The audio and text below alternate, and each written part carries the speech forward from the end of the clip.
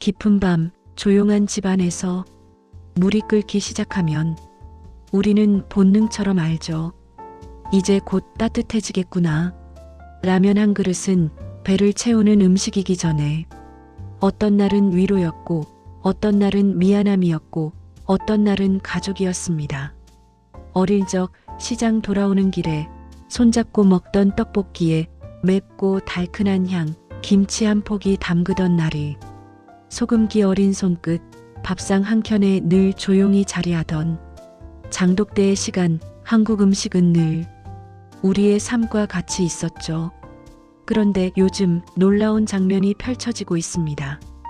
우리가 너무 익숙해서 그냥이라고 생각하던 그 맛들이 지금 전 세계의 휴대폰, 화면 속에서 처음 만나는 감동이 되어 번지고 있어요. 최근엔 한국의 걸그룹 에스파가 등장한 뮤직비디오 형식의 신라면 광고가 공개한 지 약 한 달 만에 유튜브 누적 1억 4천만 뷰를 돌파하며 라면 광고가 아니라 뮤직비디오 같다는 반응을 만들었죠. 그런데 진짜 재미있는 건 그 다음입니다. 사람들은 광고를 보는 것으로 끝내지 않았어요. 어떤 팬은 장면 하나를 확대해서 멤버의 표정과 소품, 안무 동작을 분석하고 또 누군가는 그 장면을 짧게 잘라 자기 나라 말 자막을 붙여 올리고 어떤 사람은 나도 저렇게 먹어보고 싶다며 밤 12시에 마트로 달려갑니다. 이게 바로 요즘 K푸드의 인기입니다. 누가 시켜서가 아니라 자기가 직접 경험하고 자기 말로 리뷰하고 자기 문화와 섞어 다시 태어나게 하는 것입니다. 한국 사람들에게는 이런 순간이 참 뭉클합니다. 우리가 지켜온 맛, 우리가 일상에서 이어온 손맛이 이제는 지구 반대편 누군가의 하루를 바꾸고 있으니까요. 그리고 외국인들에게는 이건 단순한 유행이 아니라 유혹입니다. 도대체 저 빨간 소스는 뭐야? 왜 다들 한 입 먹고 울면서 웃지? 저건 맵다는데 왜 또 먹고 싶다고 해? 오늘 우리는 이 질문을 따라가 보려고 합니다. 왜 지금 K푸드가 전 세계 사람들의 마음을 이렇게 세게 두드릴까요? SNS, 신문, 방송, 커뮤니티에서 사람들이 남긴 리뷰와 경험담, 그 뜨거운 이야기들을 모아 마치 한 편의 다큐멘터리처럼 그러면서도 우리 세대가 특히 더 가슴으로 이해할 수 있게 천천히 풀어드릴게요. 들어가기에 앞서 아직 구독과 좋아요를 누르시지 않은 분은 꼭 눌러주시길 부탁드립니다. 그 따뜻한 마음이 반드시 크고 은밀한 좋은 일을 불러올 것입니다. 솔직히 말해볼까요? 우리 세대에게 라면은 그냥 음식이 아니었습니다. 밤늦게 공부하던 자식에게 배고프지? 하고 끓여주던 한 냄비, 비 오는 날 출출할 때 김치 한 조각 얹어 먹던 뜨끈한 위로, 그리고 때로는 살림이 빠듯한 날에도 식탁 위에 오늘은 괜찮다고 말해주던 작은 불빛이었죠. 그런데 지금 그 라면이 지구 반대편에서 누군가의 첫 한국 기억이 되고 있습니다. 농심은 2025년 11월 에스파를 신라면 글로벌 브랜드 앰베서더로 선정했다고 공식 발표했죠. 스파이시 해피너스 인 누덜즈이라는 슬로건을 내세우며 세계 시장에 메시지를 던졌습니다. 그리고 12월 말 여러 매체가 신라면 광고가 유튜브에서 1억 4천만 뷰를 돌파했다고 전했습니다. 여기서 핵심은 이거예요. 사람들이 라면 광고를 본 게 아니라 K푸드를 하나의 문화로 보고 있다는 것입니다. 요즘 음식 유행은 어디서 시작될까요? 가게 간판도 TV 요리 프로그램도 아닙니다. 틱톡과 인스타, 유튜브 쇼츠, 짧은 영상이 먼저 먹어봐 라고 세상에 외치죠.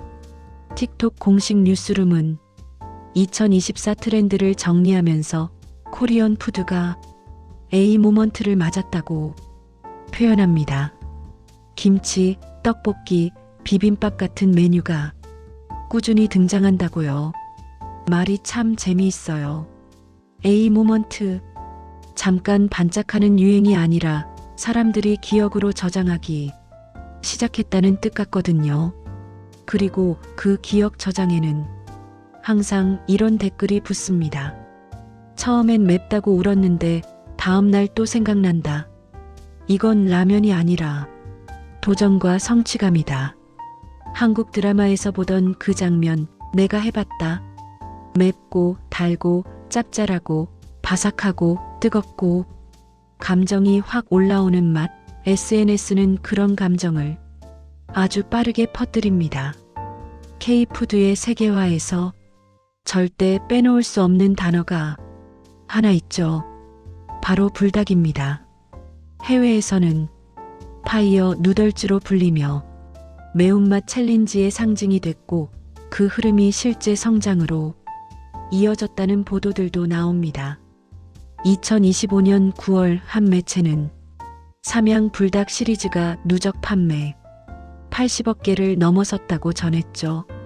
포브스도 2024년 삼양 실적을 언급하며 불닭의 글로벌 열풍을 비중 있게 다뤘습니다.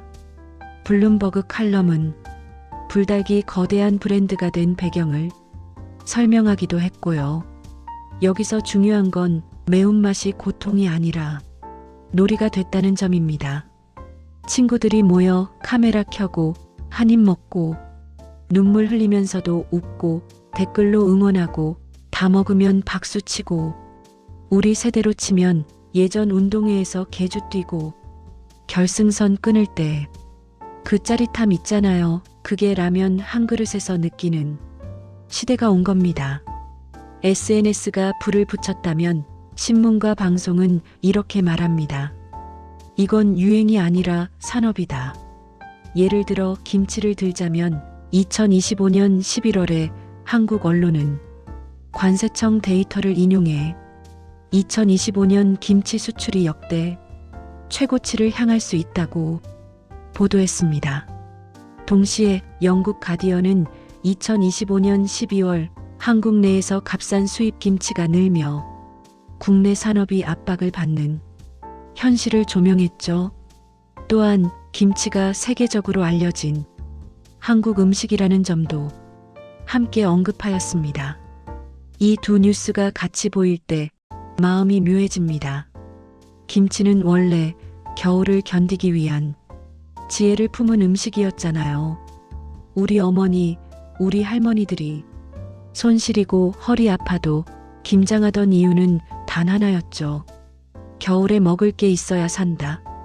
그런데 이제 김치가 세계인의 건강식, 발효식품, 프로바이오틱 이야기로 불립니다. 시장 보고서들은 김치 시장이 성장세라는 전망을 내놓기도 합니다. 세상 참 많이 변했습니다. 떡볶이는 어떤가요? 우리에겐 학교 앞 분식집의 상징이었죠. 떡 몇 개 더 주세요 하던 그 시절입니다. 그런데 2025년 1월 해외 수요가 늘며 한국 쌀떡, 즉 라이스 케이크 수출 시장이 커지고 있다는 보도도 나왔습니다. 그리고 국제식품 박람회 현장에서는 떡볶이가 더 이상 낯선 간식이 아니라 K-웨이브를 타고 유럽 시장을 두드리는 메뉴로 소개됩니다. 안우가 2025 관련 자료에서도 떡볶이, 만두, 라면, 소스, 치킨 같은 K푸드가 강하게 존재감을 드러냈다는 흐름이 보이죠. 길거리에서 시작한 음식이 세계 박람회의 정중앙에 서는 순간 이 장면은 우리 세대가 더 울컥할 만합니다. 요즘 해외에서 고추장은 한국의 양념이 아니라 하나의 만능 소스처럼 쓰입니다. AP통신은 2025년에 고추장을 활용한 간단한 요리, 즉 치킨 볶음 등을 소개하며 고추장의 풍미를 스파이시 스위트라고 설명했죠. 그리고 미국의 요리 매체들은 뉴욕타임스의 인기 레시피로 알려진 고추장 버터 누들 같은 메뉴가 화제가 됐다고 전합니다. 별거 아닌데 왜 이렇게 중독적이냐는 반응들이 이어지는 흐름이죠. 자, 생각해 보세요. 우리한테 고추장은 된장, 간장과 함께 집에 늘 있는 것이었는데 이제 누군가에겐 내가 한국을 이해하게 된 첫 맛이 된 겁니다. K푸드 세계화에서 가장 빠르게 확장하는 것 중 하나가 바로 한국식 치킨입니다. 미국 외식산업 매체는 2025년 7월 본촌이 미국 중심으로 점포를 크게 늘릴 계획을 다루며 글로벌 매장수 확대 목표를 전했죠. QSR 매거진도 2025년 3월 본촌에 미국 150호점 오픈 소식을 전했습니다. 또 다른 보도에서는 BBQ가 미국에서 공격적으로 확장한다는 흐름도 언급됩니다. 여기서 감동 포인트가 있어요. 치킨 한 조각은 사실 특별한 날의 상징이었잖아요. 월급날, 합격한 날, 가족이 모인 날. 그 특별함이 이제 뉴욕의 퇴근길, 두바이의 야식, 쿠웨이트의 젊은 모임에서도 같은 감정으로 공유되고 있는 겁니다. 쿠웨이트 현지에서 한류가 커지고 음식, 문화가 퍼진다는 기사도 최근 나왔고요. 여러분, 이 사건 기억하시나요? 미국에서 냉동 김밥이 매장에 풀리면 바로 동나고 사람들이 오늘 입고됐대 하며 SNS와 커뮤니티에 정보가 돌던 일 말입니다. 미국 지역 매체는 트레이더조 냉동 김밥이 바이럴을 타고 품절을 반복했고 코스트코에서도 김밥 제품이 등장하며 관심이 이어졌다고 전했습니다. 또 다른 리뷰 매체는 코스트코 대 트레이더조 냉동 김밥을 비교하는 콘텐츠를 내놓기도 했죠. 그리고 흥미로운 분석도 있습니다. 입소스 보고서는 김밥 관심이 미국에서 시작해 유럽, 동남아, 중동으로 확산되는 흐름을 언급하며 김밥이 편리하고 균형 잡힌 식사로 인식된다는 요지를 담았습니다. 이게 참 눈물 나는 포인트예요. 김밥은 냉장고에 반찬이 애매한 날에도 밥 한 숟갈, 단무지, 김 한 장이면 그래도 한 끼는 된다는 음식이었잖아요. 그 마음이 세계인의 생활 속으로 들어간 겁니다. 이게 김밥이야? 간편식인데 왜 이렇게 든든하지? 처음 먹어보는 맛인데 이상하게 정갈하네. 다시 사려고 갔더니 또 품절. 김밥이 이렇게 인기일 줄이야. 다음은 고추장과 버터로 만드는 간단한 면 요리가 큰 반향을 얻었고 온라인에서 매우 높은 평점과 리뷰가 쌓였다는 소개가 나왔습니다. 한국 식재료 하나가 내 주중 저녁을 구했다. 맵고 달고 고소한데 이상하게 마음이 편안해지는 맛. 고추장이 전통에서 글로벌 만능 소스로 인식이 이동하고 있습니다. 영국의 반응을 살펴보겠습니다. 영국 대형 유통인 웨이트로즈는 고추장 판매 증가와 함께 코리안 치킨, 코리안 BBQ, 고추장 등 검색량이 큰 폭으로 늘었다고 발표했습니다. 특히 고추장 라자냐, 고추장 치즈 토스트, 김치와 아보카도를 섞은 토스트 같은 현지식 전목 레시피가 트렌드로 언급됩니다. 한국 음식은 맵기만 한 줄 알았는데 감칠맛이 깊다. 고추장 한 통 사면 파스타도 되고 샌드위치도 된다. 김치는 이제 특별식이 아니라 냉장고 기본템. 이번에는 프랑스 반응을 살펴보겠습니다. 프랑스의 소셜 리스닝 마케팅 분석 기사에서 음식 관련 대화에서 고추장, 김치가 자주 언급되는 키워드로 등장했고 매운맛 핫소스 흐름 속에서 한식 또는 코리안 언급량 증가도 언급됩니다. 발효의 맛이 이렇게 세련될 수 있구나. 매운맛인데 향이 달라. 혀가 아니라 기억에 남는다. 김치는 와인 안주로도 된다. 이번에는 덴마크의 반응을 살펴보겠습니다. 덴마크에서 한국의 가장 매운 라면인 삼양 불닭 일부 제품이 캡사이신 농도 등을 이유로 리콜 조치가 있었고 소셜미디어의 매운맛 챌린지가 인기에 영향을 줬다는 보도가 이어졌습니다. 리콜? 그럼 더 먹어봐야지. 맵긴 한데 왜 자꾸 한 젓가락 더 가는 거지? 나는 실패, 친구는 성공. 다음엔 우유 준비하고 재도전. 마치 매운맛이 단순한 맛이 아니라 놀이가 되는 분위기입니다. 이번에는 일본의 반응을 살펴보겠습니다. 일본에서 떡볶이, 양념치킨 같은 음식이 한국어 이름이 그대로 알려지고 편의점 상품으로도 자리 잡았다는 변화가 언급됩니다. 최근에는 일본 내에서 전골류 등 특정 한식 메뉴가 트렌드로 부상했다는 보도도 나옵니다. 비비기 쌈 싸먹기 등 먹는 방법이 재미있다. 매운데 단맛이 같이 와서 일본의 매운맛과 다르다. 편의점에서 떡볶이라고 써 있는 게 신기하다. 가까운 나라에서 한국의 낯선 음식이 일상어가 되고 있는 것이 신기합니다. 이번에는 인도의 반응을 살펴보겠습니다.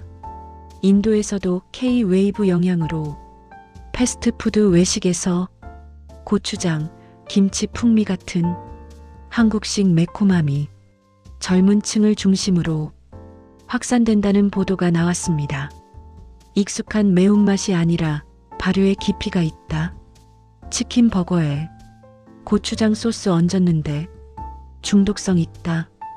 K-드라마 보다가 먹고 싶어졌는데 이제는 내 입맛이 됐다. 한류 콘텐츠가 식탁의 호기심을 불러오고 현지화로 이어지는 흐름을 볼 수 있습니다. 이번에는 호주의 반응을 살펴보겠습니다. 시드니에서 셀프 라면, 즉 라면바 형태의 매장이 틱톡에서 화제가 됐다는 보도가 있었습니다. 또 TV 방송에서 라면을 활용한 간편 레시피가 틱톡을 통해 알려진 사례를 소개하기도 했습니다. 라면이 음식이 아니라 경험이 됐다. 고르는 재미, 토핑 넣고 끓이는 3분이 왜 이렇게 설레지? 한국 편의점 감성 여행 온 느낌. K-푸드가 먹는 것에서 놀러 가는 것으로 확장되는 장면으로 보입니다. 이번에는 캐나다 반응을 살펴보겠습니다. 캐나다 현지 매체에서 한국식 콘도그, 핫도그 체인 확장 소식이 소개되기도 했습니다. 브랜드, 체인 공식 소개에서도 한국식 핫도그 즉 라이스 도그 콘셉트를 전면에 내세웁니다. 한입 베어 물면 치즈가 끝도 없이 늘어난다. 겉은 바삭, 안은 쫀득. 이런 식감은 처음. 설탕 뿌리는 게 신기한데 단짠이 묘하게 맞는다. 길거리 음식 한 입이 마치 영상 한 컷이 되어 세계로 번져나가는 컨셉입니다. 나라가 달라도 댓글 리뷰의 결은 닮아 있었습니다. 맵다 근데 또 먹고 싶다. 이는 도전이 아니라 중독의 언어이다. 간편하다 그런데 진짜 같다. 즉 냉동, 즉석이 경험이 되는 순간이다. 발효, 감칠맛이 건강을 넘어 취향으로 다가오고 있다. K-푸드가 K 콘텐츠와 연결, 즉 드라마와 음악이 식탁까지 스며들고 있다.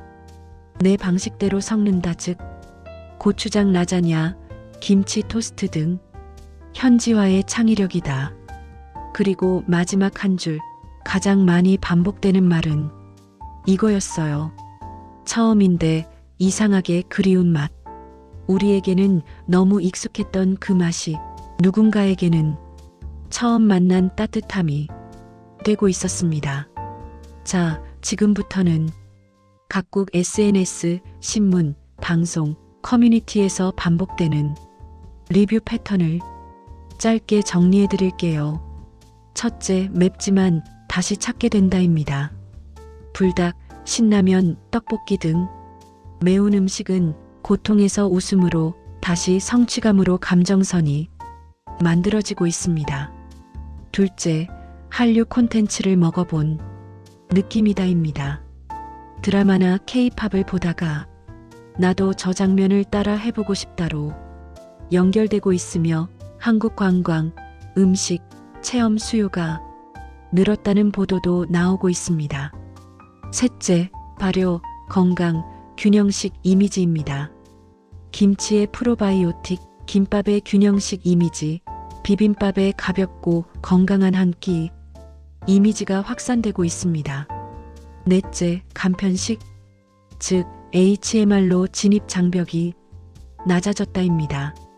냉동 김밥, 만두, 양념 소스, 즉석 떡볶이 등 해먹기 쉬워서 입문하고 맛있어서 반복 구매로 이어지고 있는 현상입니다. K푸드가 세계를 울린 이유는 만만이 아닙니다. K푸드가 세계에서 사랑받는 이유를 한 문장으로만 말하면 사람들은 맛있어서라고 하겠죠. 그런데 우리가 오늘 모아본 이야기들은 조금 다릅니다. 라면 한 그릇에는 그 나라의 역사가 들어갑니다. 김치 한 포기에는 겨울을 준비하던 가족의 협동이 들어갑니다. 떡볶이 한 젓가락에는 학교 앞 친구들과 웃던 시절이 들어갑니다. 그리고 그 기억들이 지금은 전 세계 사람들의 새로운 추억이 되고 있어요. 한때 가난한 시절의 음식처럼 여겨졌던 것들이 이제는 세련된 선택이 되고 위로의 한 끼가 되고 도전의 한 판이 되고 건강한 루틴이 됩니다. 유럽에서 비빔밥이 저칼로리 선택지로 언급되는 흐름도 이런 맥락에서 이해할 수 있습니다. 우리 세대가 느끼는 울컥함은 바로 여기서 나옵니다. 즉, 그때 우리는 버티고 살기 위해 먹었는데 지금은 누군가가 행복해지기 위해 먹는다입니다. 오늘도 한 그릇이 누군가를 살리고 행복을 가져다 줍니다. 마지막으로 다시 신라면 광고 이야기로 돌아가 볼까요?